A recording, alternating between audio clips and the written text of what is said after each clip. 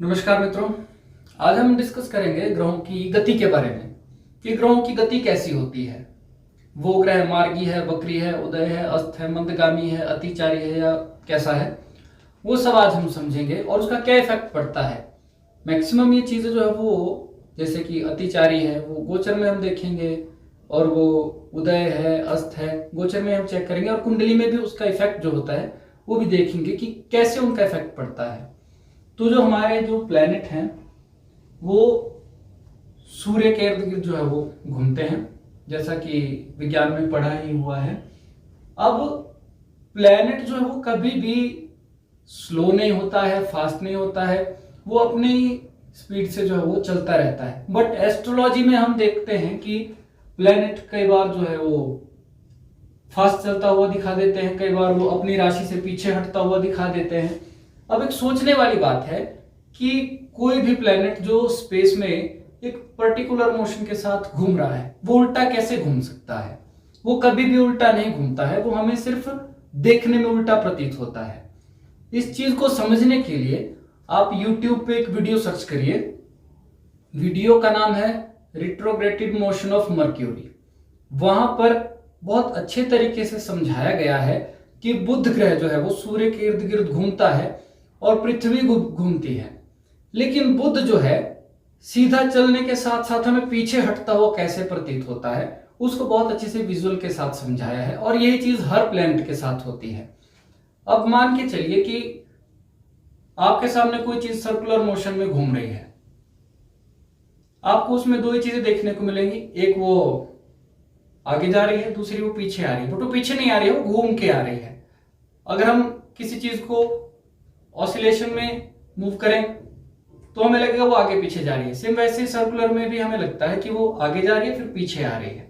तो ये जो उसका पीछे हटना हमें प्रतीत होता है उसको हम वक्री कहते हैं। वक्री मतलब उल्टा चलना या टेढ़ा होकर चलना।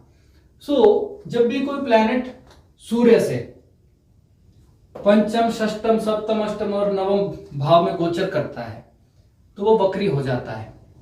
इसको आप इस तरीके से समझिए, एक राजा है जो कि सूर्य है, अपने सिंहासन पर बैठा हुआ है, उसके सामने कोई भी आ जाएगा, सीधी सी बात है, सबको पता है सामने राजा बैठा, उसके मन में एक डर पैदा हो जाएगा। वो थोड़ी देर के लिए कंफ्यूज हो जाएगा कि राजा के सामने मैं करूं, क्या करूं, यहां जाऊं, वहां जाऊं, कहां जाऊं। यही सेम सिचुएशन प्लेनेट की होती है जब वो सूर्य से पंचम से नवम में गोचर करता है, और उसको वक्री कहते हैं। अब वक्री प्लैनेट का कुंडली में क्या इफेक्ट मिलता है, इस बारे में अलग अलग बुक्स में जो वो अलग अलग थ्योरीज दी गई हैं। किसी में कहा गया है कि अगर क्रूर ग्रह जैसे कि शनि है वो अगर वक्री हो गया तो बहुत ही ज्यादा खराब फल देगा।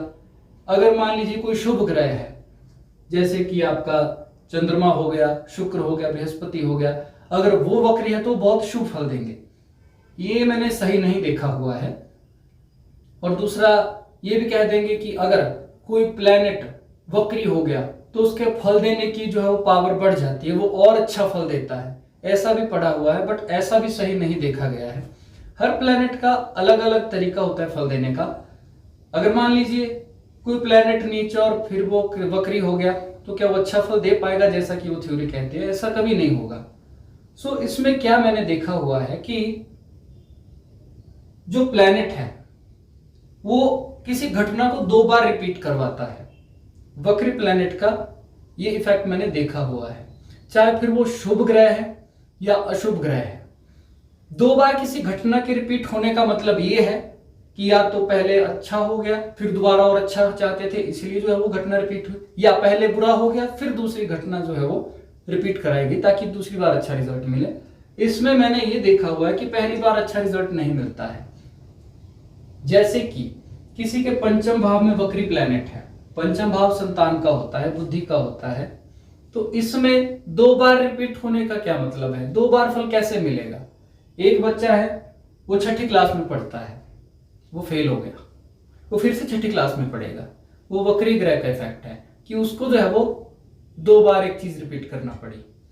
सेम वैसे मान लीजिए पंचम भाव संतान का है तो संतान से रिपीट होने का क्या मतलब बन गया कि किसी महिला ने कंसीव कर दिया, गर्भवती हो गई, मिसकैरेज हो गया। और दोबारा से उसको फिर से कंसीव करना पड़ेगा, तब जाके चाइल्ड होगा। यानी कि घटना रिपीट हुई। अब मान लीजिए किसी के चतुर्थ भाव में वक्री ग्रह है, तो वो क्या करेगा, घर तो दे देगा, लेकिन क्या है, पहले वो पुराना घर छुड़ाएगा फिर नया देगा। अब दूसरा ये मान के चलिए कि गाड़ी ले ली, चतुर्थ भाव गाड़ी से रिलेटेड भी है, किसी ने गाड़ी ले ली। अब फिर वो गाड़ी लेके देखता है, यार इसमें तो बड़ी कमियां है, इस तो गाड़ी लेने के लायक नहीं थी, इसका इंजन अच्छे से काम नहीं कर रहा है, इसकी एवरेज कुछ और है, फिर वो गाड़ी बेच देता है या कंपनी को वापस करता है, उसके एक्सचेंज में नई गाड़ी लेता है। यानी कि एक घटना 2 बार रिपीट हुई। सेम वही अगर किसी के सप्तम भाव में वक्री प्लैनेट है, तो वहां पर सप्तम भाव शादी से रिलेटेड है, 2 शादियां भी हो सकती हैं। क्यों हो सकता है, पहली शादी गलत हो जाए, या पहली शादी में कुछ फ्रॉड हो चुका हो या ठगी हो चुकी हो। जैसे कि एक लड़की है, उसकी कुंडली में मान लो सप्तम भाव में वक्री मंगल है, तो उसकी शादी पहले एक ऐसे लड़के से होगी जिसने मैट्रिमोनियल साइट पर तो बहुत कुछ दिखाया, मेरे पास बहुत पैसा है, मेरे पास प्रॉपर्टी है, लेकिन जब शादी हुई पता लगा इसके पास कुछ नहीं है, तो जॉब भी नहीं करता है। तो लड़की क्या करेगी, सीधा सा केस डालेगी और जो है वो शादी को नलीफाई करा देगी। वो शादी तो गई, अब दूसरी शादी होगी, वो क्यों हो रही है, वक्री ग्रह के कारण 2 बार घटना रिपीट हो रही है। अब जो एक थ्योरी थी वो कहा कि शुभ ग्रह अगर वक्री हो जाए तो वो और अच्छा फल देता है, बट जबकि मैंने ऐसा नहीं देखा हुआ है। एक कुंडली देखी वृश्चिक लग्न की, जिसमें एकादश भाव में बृहस्पति था। अब एकादश भाव में बृहस्पति अच्छा माना जाएगा, और कुंडली का जो सप्तम भाव, ये वाला भाव, वृश्चिक लग्न में सप्तम भाव का स्वामी शुक्र बनता है, और शुक्र यहां पर मीन राशि में उच्च का था। बृहस्पति और शुक्र का आपस में दृष्टि संबंध बना था। दृष्टि संबंध वाला कॉन्सेप्ट हम अगली वीडियो में देखेंगे, फिलहाल हम समझाने के लिए कह रहा हूं। तो सप्तमेश पंचमेश दोनों का जो कनेक्शन बना हुआ था, लेकिन बृहस्पति वक्री था और सप्तम भाव में केतु था। अब बोला जाता है कि बृहस्पति की दृष्टि में अमृत होता है, जहां बृहस्पति देखेगा वहां पर वो नुकसान नहीं होने देगा। एकादश भाव से बृहस्पति की नवम दृष्टि सीधे सप्तम भाव पर जाएगी, जहां पर केतु और सप्तमेश उच्च राशि में है, लेकिन बृहस्पति वक्री है। और अंतरदशा चली थी बृहस्पति की, और उसी में 1 साल के अंदर लड़के की शादी हुई और 1 साल के अंदर ही डाइवोर्स हो गया। हालात ऐसे हो गए, किसी ने लड़की के बारे में उसको मैसेज कर दिया कि भाई लड़की अच्छी नहीं है, पता नहीं क्या क्या उसके बारे में लिख के भेज दिया। तो क्या यहां पर वो थ्योरी अप्लाई हो रही है कि शुभ ग्रह अगर वक्री हो तो वो अच्छा फल देगा?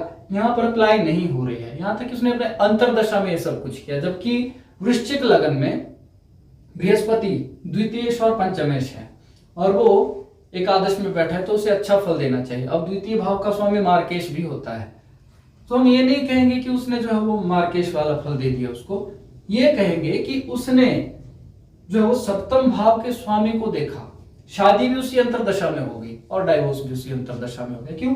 वक्री ग्रह की दृष्टि भी इफेक्ट कर रही है। अगर कोई ग्रह वक्री है उसकी दृष्टि भी काफी ज्यादा इफेक्ट करती है। अब वक्री ग्रह ने देखा सप्तमेश को, साथ में देखा सप्तम भाव को, घटना रिपीट हो गई, यानी कि एक शादी हुई टूट गई, अब वो दूसरी शादी करेगा। तो ये जो है वक्री ग्रह का फल देने का तरीका है।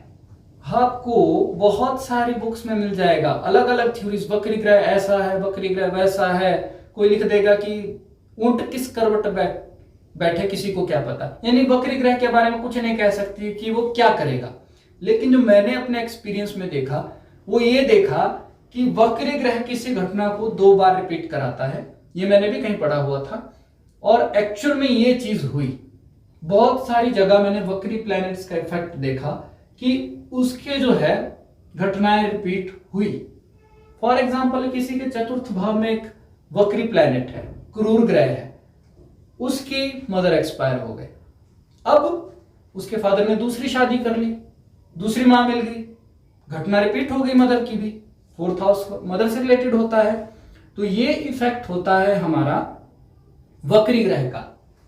अब दूसरा जो आता है हमारी अतिचारी गति। अब कुंडली में तो हम ये नहीं कहेंगे कि ये अतिचारी ग्रह, क्योंकि वहां पे सीधा सा प्लेनेट लगा होता है कि यहाँ पे सूर्य है, चंद्र, बृहस्पति, मंगल, ये जो भी है, वहां पर कोई साइन नहीं लगा होता कि अतिचारी। बट जो थ्योरीज है वो बोलती हैं कि कोई प्लेनेट अगर सूर्य से 11वें 12वें में, सूर्य के साथ में और सूर्य के द्वितीय भाव में अगर गोचर करे तो उसकी गति अतिचारी होती है। अतिचारी का मतलब क्या है? जैसे बोलते हैं कि इसने भूमि पे अतिचार कर लिया, मतलब कब्जा कर लिया या कुछ और कर लिया। तो यहाँ पे कब्जा करने का मतलब ये नहीं है कि कोई ग्रह सूर्य पे कब्जा करेगा। यहाँ पे है उसकी गति से मतलब कि जो उसकी नॉर्मल गति थी वो उससे फास्ट चलेगा। क्यों? क्योंकि ये सूर्य है, ये एक राजा है। अब सूर्य अग्नि वाला प्लेनेट है। सूर्य अस्त कैसे करता है? कोई भी प्लेनेट अगर सूर्य के पास आ जाए वो अस्त हो जाता है, और वो कितनी डिग्री के अंदर अस्त होगा वो सारा यहाँ पे लिखा हुआ है। सूर्य कभी अस्त नहीं होता है क्योंकि दूसरों को अस्त कर देता है, क्योंकि खुद ही एक आग का गोला है, कोई इसको अस्त नहीं कर पाएगा। चंद्रमा भी अस्त होता है, मंगल भी अस्त वक्री, सारे ग्रह जो वो अस्त वक्री हो जाते हैं। लेकिन राहु केतु कभी भी अस्त नहीं होते, ये हमेशा ही वक्री रहते हैं। साल में 1 से 2 दिन 3 दिन भूल चूक से निकल जाएंगे ऐसे जिनमें ये मार्गी हो जाएंगे, वो भी राशि परिवर्तन के टाइम के आसपास। सो मैक्सिमम ये जो है वो वक्री ही देखे गए हैं। तो हम बात कर रहे थे अतिचारी की। अब अतिचारी प्लेनेट का क्या है, आप खुद कंसीडर करिए। आपके सामने ज्वालामुखी फट रहा है और यहां से आपको रास्ता दिया गया है कि आप क्रॉस करिए। सीधी सी बात है, वहां से लावा गिर रहा है, क्या आप आराम से चलेंगे? आप कभी भी आराम से नहीं चलेंगे। आप तो कहेंगे भाग भाई वरना जल जाएंगे। सेम वही चीज है कि इनको सूर्य का ताप लगता है और ये चाहते हैं जल्दी से जल्दी यहां से निकले, और वो जल्द से जल्द निकलना चाहते हैं। अब अतिचारी ग्रह जो है वो फल कैसे देता है? जल्दी जल्दी दो यार, निपटाओ, दुकान बंद करने का टाइम हो गया, जल्दी जल्दी निपटाओ निपटाओ, हाँ ले जाओ, 100 का माल 80 में ले जाओ। वो अतिचारी गति है, वो प्लेनेट इस तरह का इफेक्ट देता है।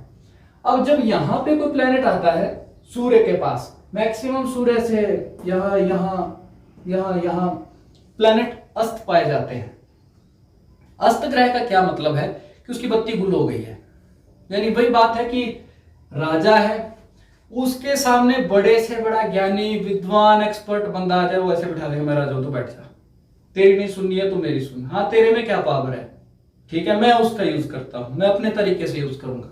वही बात है कि जो प्लेनेट अस्त होगा सूर्य उसकी पावर अपने तरीके से यूज करेगा। भाई राजा के पास सैनिक बैठे, मंत्री बैठे, जो कोई भी बैठे, राजा की ही सुनना पड़ेगी उसको।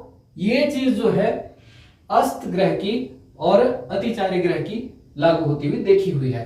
अब बुध ऐसा ग्रह है, मैक्सिमम सूर्य के आसपास रहता है। वो कभी भी सूर्य से यहां नहीं पहुंचेगा, यहां नहीं पहुंचेगा। बुध हमेशा सूर्य के साथ रहेगा, या तो द्वादश में रहेगा या तो द्वितीय में रहेगा, क्योंकि उसकी गति इतनी नहीं है कि वो सूर्य से आगे निकल पाए। सेम उसी तरह से शुक्र भी है। शुक्र कभी भी सूर्य से दशम में नहीं जाएगा, कभी भी सूर्य से केंद्र में नहीं जाएगा, यानी कि चतुर्थ वाले केंद्र में। बाकी आपको शुक्र देखने में मिलेगा, शुक्र यहां भी होगा, सूर्य से यहां भी होगा, सूर्य के साथ भी होगा, द्वितीय में भी होगा और सूर्य से तृतीय में भी होगा। इसके आगे शुक्र नहीं जा पाता है क्योंकि उसका गति इतनी नहीं है कि वो सूर्य से आगे निकल पाए। वो 8 कदम चलेगा, सूर्य का 10 कदम चल पड़ेगा, फिर से उसको पीछे पकड़ लेगा वो। अब दूसरी बात हम कह रहे थे कि वक्री गति। अब एक तो हमने देख लिया कि वक्री प्लेनेट नवपंचम में होता है, लेकिन बुध और शुक्र वो तो यहां कभी नहीं आते हैं, फिर वो वक्री कैसे हो जाएंगे? वो तो सूर्य के साथ ही रहेंगे। वक्री का मतलब क्या है? पीछे हटता हुआ प्रतीत होना, उल्टा प्रतीत होना। ठीक है, आप एक बाइक पे जा रहे हैं, आप 100 की स्पीड पे हैं, कोई दूसरी बाइक आपसे 500 मीटर आगे है, वो 80 की स्पीड है। सीधी सी बात है, पहले तो आपको लगेगा वो आगे जा रहा है, बट आपकी स्पीड उससे ज्यादा है। एक टाइम ऐसा आएगा, चल वो भी सीधा रहा है लेकिन आपको लगेगा वो उल्टा जा रहा है। क्यों? आपकी स्पीड ज्यादा है, वो पीछे जाता हुआ प्रतीत होगा आपको। सेम वही यहां पर होता है कि सूर्य और बुध और शुक्र वक्री अस्त यहां पर कैसे होते हैं। और बुध के साथ होता यह है कि मैक्सिमम ये आपको वक्री अस्त मिलेगा, बहुत कम कुंडलियों में आपको ये उदय मिलता है। और दूसरी बात यह है कि बुध जब वक्र या अस्त हो जाता है सूर्य के साथ मैक्सिमम अस्त, तो बुध की जो लॉजिकल पावर है वो सारी की सारी सूर्य ले लेता है और सूर्य की पावर जो है वो बढ़ जाती है उसमें। तो कुछ थ्योरीज आपको बोलेंगे बुध को खत्म कर दिया, नहीं, जो बुध की पावर थी सूर्य में आ जाएगी वो, यानी कि सूर्य अपनी मन मर्जी से जिस भाव का स्वामी है जहां बैठा है वहां बुध की पावर अपने तरीके से देगा, वो बुध को अपने फल नहीं देने देगा। अब बुध कैसे फल देगा वो सब कुछ हम डिस्कस करेंगे जब लग्नों में हम ग्रहों का फलादेश पढ़ेंगे। तो अभी हम इसी की डिस्कस कर लेते हैं कि गति। अच्छा, मंदगामी, मंदगामी का अर्थ है कि धीरे धीरे चलना है। अब धीरे धीरे बंदा चलता है तो कैसे चलेगा वो, कोई टेंशन नहीं, आराम से चलते हैं, ठीक है। अब जब सूर्य से चतुर्थ में कोई प्लैनेट आ गया, वैसे सम, जैसे सूर्य से तृतीय में है सम गति, वो सामान्य सी गति अपनी नॉर्मल गति में चल पड़ेगा, वो उसको हम मार्गी भी कह सकते हैं कि उसकी जो अपनी नॉर्मल सी गति है। बट मार्गी प्लैनेट यहाँ पे होता है, क्यों? क्योंकि वो वक्री से सीधा हो रहा है ना, कि वो पहले वो हमें उल्टा चलता वो प्रतीत हो रहा था, वो लग रहा है सीधा हो रहा है, तो वो हमें मार्गी होता हुआ प्रतीत हो रहा है। सम का मतलब क्या है, वो ऐसे चला तो ऐसे ही है, ऐसे आ रहा तो ऐसे ही है, स्पीड मतलब उसकी कांस्टेंट जैसी लग रही है। तो मंद का अर्थ होता है वो आराम से चल रहा है। इसमें फल भी आराम से दे देंगे, भाई भाई आपको मोदी जी ने कहा है 1 महीने में ये काम करके दो, कर लेंगे यार, 15 दिन पड़े अभी, बाद में कर लेंगे, और वो करते करते काम टालता है। फल दे देता है लेकिन वो धीरे देता है और आदमी परेशान हो जाता है कि मेरा ये प्लेनेट है भी है जिंदा कि नहीं है, ये कंफ्यूजन यहां हो जाता है। अब दूसरा यहां पर स्तंभित गति, कि प्लेनेट जो है एक ही राशि में वो लंबे टाइम तक गोचर करता है। फॉर एग्जाम्पल मान के चलिए कि मंगल जो है एक राशि में 45 दिन तक गोचर करता है, यानी कि 45 दिन में यहां से चलेगा, यहां खत्म, अगले 45 दिन यहां से, अगले 45 दिन यहां से यहां। बट स्तंभित वाला इफेक्ट क्या होता है, ऐसा लगता है कि वो प्लेनेट जो वो एक जगह रुक गया है, वो आगे जा ही नहीं रहा है, उसको जैसे किसी ने खड़ा कर दिया, स्टैच्यू बोल दिया है, वो तो आगे भी जाएगा, ऐसे मरा मरा जाएगा, ऐसे उसकी अपनी गति जो है ना बहुत ही कम हो जाएगी। उसको मंद गति का भी नहीं बोलेंगे, क्योंकि मंद गति का प्लेनेट भी उससे थोड़ा फास्ट चलता है, वो खड़ा हुआ प्रतीत नहीं होता है। ऐसा इंसिडेंट अभी तक मैंने देखा हुआ है नवंबर 2022 से मार्च 2023 के बीच में। अगर आप गोचर चेक करेंगे तो मंगल जो है वो 2 नंबर पर ही मिलेगा आपको, वृषभ राशि में ही मिलेगा, वो वहां पे स्तंभित मिलेगा आपको, जबकि 45 दिन में मंगल को आगे निकल जाना चाहिए, लेकिन वो आगे नहीं निकला, वो 2 नंबर पर ही टिका रहा। कितने महीने, नवंबर में गया, दिसंबर, जनवरी, फरवरी, मार्च, लगभग 4-5 महीने वो एक ही जगह पर टिका रहा। और फर्स्ट टाइम मैंने ऐसा गोचर देखा अपनी लाइफ में। तो वो क्या था, वो स्तंभित वाला गोचर था। स्तंभित में क्या होता है कि जैसे वक्री मार्गी पोजीशन ऐसी रहेगी, अगर आप उस टाइम सूर्य और मंगल की पोजीशन करेंगे मैक्सिमम षडाष्टक में पंचम, ऐसा ही मिलेगा वो। क्योंकि स्तंभित प्लैनेट कब होता है, जब वो वक्री से मार्गी हो रहा होता है या मार्गी से वक्री हो रहा हो, उस टाइम पे जो है वो लगता है कि एक ही जगह खड़ा हुआ है। जैसे कि मान लीजिए सर्कुलर मोशन में कोई प्लैनेट घूम रहा है, यहां से लग रहा है आगे जा रहा है, लेकिन जब वो यहां पे पहुंचेगा इस पॉइंट में, हमें लगेगा यार ये खड़ा ही तो नहीं है यहाँ, लेकिन जब वो यहाँ पहुंचेगा हमें लगेगा जा रहा है, फिर वो यहाँ पे लगेगा अरे नहीं खड़ा है, नहीं नहीं नहीं जा रहा है, खड़ा है, आ रहा है, जा रहा है। सो ये चीज हुई मंगल के साथ वहां पे। इस मोशन को आप जो है यूट्यूब पर वीडियोस के माध्यम से अच्छी तरह समझ सकते हैं। जो कुंडली में ग्रहों का मोशन समझना है वो थोड़ा डिफरेंट है, लेकिन थ्योरी वही चलती है जो स्पेस में चल रही है, बट उसका प्रेजेंटेशन का तरीका अलग है। एक दिन में ये प्रेजेंटेशन का तरीका समझ में नहीं आ सकता है। जब आप ग्रहों की गति देखते जाएंगे, समझते जाएंगे, कुंडलियां देखते जाएंगे, उसमें वक्र, अतिचारी, हर चीज देखेंगे, और साथ में आप स्पेस का गोचर अगर डेली चेक करेंगे कि कौन प्लैनेट कहाँ है, तो 2-4 महीने में आपके दिमाग में जो है वो बात बैठ जाएगी। अब आसमान में आपने ग्रहों को देखना है तो कैसे पहचानना है कि कौन सा ग्रह कहां पर है, इसका सिंपल सा तरीका है चंद्रमा। आप कोई सा भी सॉफ्टवेयर या मोबाइल ऐप इंस्टॉल कर लीजिए, उसमें प्रेजेंट की डेट डालो कि प्रेजेंट में कहां कहां प्लैनेट है, वर्तमान का गोचर कहां कहां है। फिर देखो कि चंद्रमा किस ग्रह के साथ है। अगर मान लीजिए चंद्रमा बृहस्पति के साथ है उस डेट में, तो रात को चेक करो कि चंद्रमा आपको दिखाई दे रहा है कि नहीं दे रहा है। अगर आपको चंद्रमा दिखाई दे रहा है तो उसके साथ जो चमकता हुआ तारा आपको दिखेगा वो तारा नहीं होगा, वो प्लैनेट होगा। आप चंद्रमा से गोचर को पकड़ सकते हैं। अब उसी तरह मान के चलिए कि चंद्रमा के साथ जो है वो शनि है। गोचर में चेक किया आपने ऐप पे, रात को स्पेस में देख लो आप, चंद्रमा कहाँ है, उसके साथ छोटा सा दिखता है वो शनि है। और वैसे ही बहुत सारी जो है वो आपको क्लियरिटी हो जाएगी जब आप तीनों चीजों को जो है वो कंबाइन देखेंगे। लेकिन आपको सबसे पहले प्रैक्टिस की बहुत ज्यादा जरूरत है। अब हम क्या करेंगे, राहु केतु को देखेंगे कि राहु केतु है। अब हमारे जितने भी प्लैनेट हैं वो सारे एंटी क्लॉकवाइज चलते हैं, 1 2 3 4 जो हमने लिखे एंटी क्लॉकवाइज नंबर, वो इस तरीके से गोचर करेंगे। लेकिन राहु केतु क्या करेंगे, ये उल्टा चलेंगे, ये सदैव उल्टा चलते हैं। क्यों, परछाई हमेशा उल्टी डायरेक्शन में बनती है। सूर्य यहाँ है तो परछाई यहाँ बनेगी, बाकी प्लैनेट इस साइड है तो राहु केतु इस साइड, मतलब बाकी प्लैनेट यहाँ चल रहे हैं तो राहु केतु इस साइड को। अब आप देखेंगे कि हमारे स्पेस में जितने भी प्लैनेट हैं सूर्य से एंटी क्लॉकवाइज घूमते हुए आपको मिलेंगे, तो उनकी परछाई कहां बनेगी, दूसरी तरफ बनेगी। यानी कि वो परछाई ही है राहु केतु, इनको हम सॉलिड प्लैनेट नहीं कह सकते। और दूसरी बात है, ये कभी अस्त नहीं होते हैं। इनकी पावर ये है कि सूर्य के साथ बैठेंगे, इसको डैमेज कर देंगे, इसको खराब कर देंगे, इसकी लाइट खत्म कर देंगे, ग्रहण बना देंगे, ये दोनों प्लैनेट। एक प्लैनेट ये है चंद्रमा, ये कभी वक्री नहीं होता है। इसके पीछे क्या थ्योरी अभी तक कुछ कहा नहीं है कि ये वक्री क्यों नहीं होता है। अब रानी है, मान के चलिए राजा के पास जाएगी, वो डरेगी तो है नहीं कि मैं जी कंफ्यूज हूं, मैं यहाँ बैठूं वहां जाऊं, उसको पता नहीं कहाँ बैठना है, वो रानी है।